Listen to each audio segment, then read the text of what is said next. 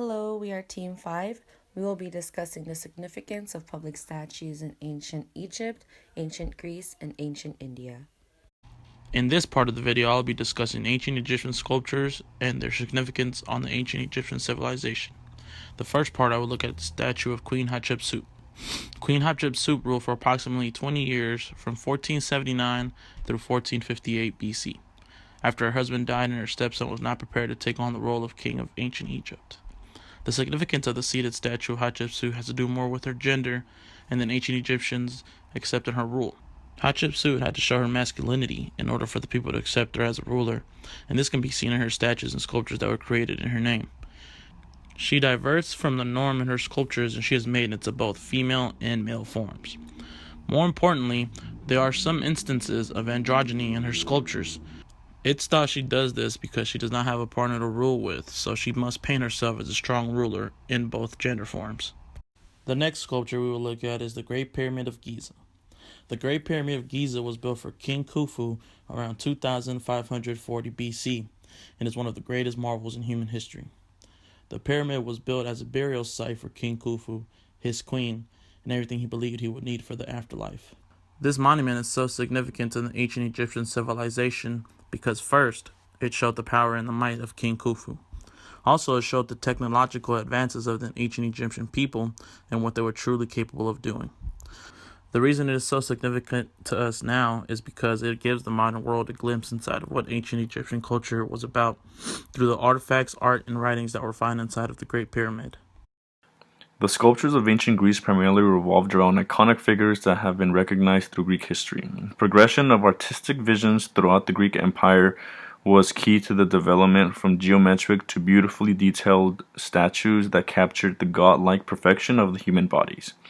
During the Archaic period, sculptings resembled more of a geometric shape with rigid-looking statues carved out of limestone and marble with smiles as facial expressions.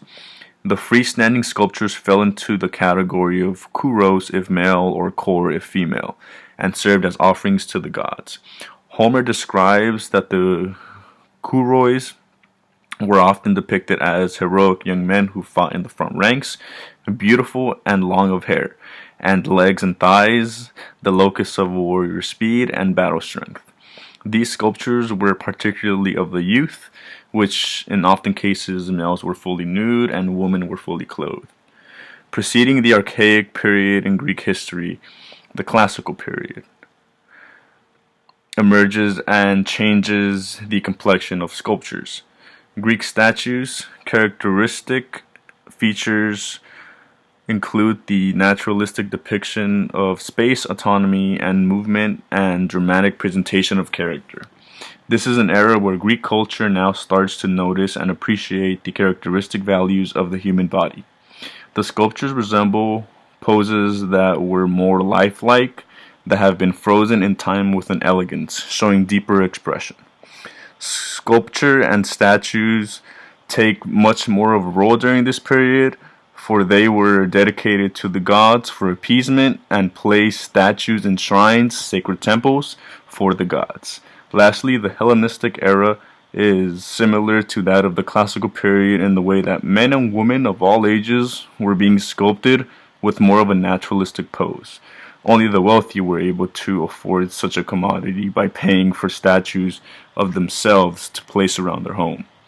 By setting a naturalistic pose, the sculptor was able to give more muscle definition to his statue, which embellishes the ideal of the Classical period where physical perfection is required for notoriety and of the subject. Public sculptures in ancient India. Sculptures and inscriptions are some of the earliest forms of art in early civilization. Ancient India was among many other civilizations that excelled in these types of craftsmanship. It was such an important part of their society that oftentimes leaders would order the construction of sculptures to be adorned in sacred temples, courts, or in the hearts of cities. An example of this is the Pillars of Ashoka, named after the third king of the Mauryan dynasty, King Ashoka Vardhana, who reigned from 268 to 232 BCE. King Ashoka was a follower of Hinayan Buddhism after suffering grief after the brutal victory of Kalinga, where 100,000 lives were lost. Hinayan Buddhism is where Buddha is thought of as a teacher rather than a god. Ashoka had many of these pillars built to promote his view of Buddhism, as well as form a relationship with the common people, inscribing them with edicts or principles of his wishes and beliefs of peace, love, and goodwill to both people and animals. Other sculptures depicting gods and goddesses are common in early civilizations. The sculptures of the Yakshinis, for example, consist of female counterparts to the Yaksha, both of which were servants of the Hindu god of wealth. They were often depicted with large breasts, wide hips, a narrow waist, and revealing lower clothing, made to be a symbol of attraction. The sculptures themselves are believed to be a sort of boon for fertility, and are easily comparable to fairies in mythology and fantasy. However, depending on which religion that is considered, Hinduism, Buddhism, and Jainism, the Yakshini are also described to be horrible witches who use their beauty and power to cause harm to men and destroy households. This is a key example of how changes in time, culture, and religion can play a key factor on the significance and history behind public statues.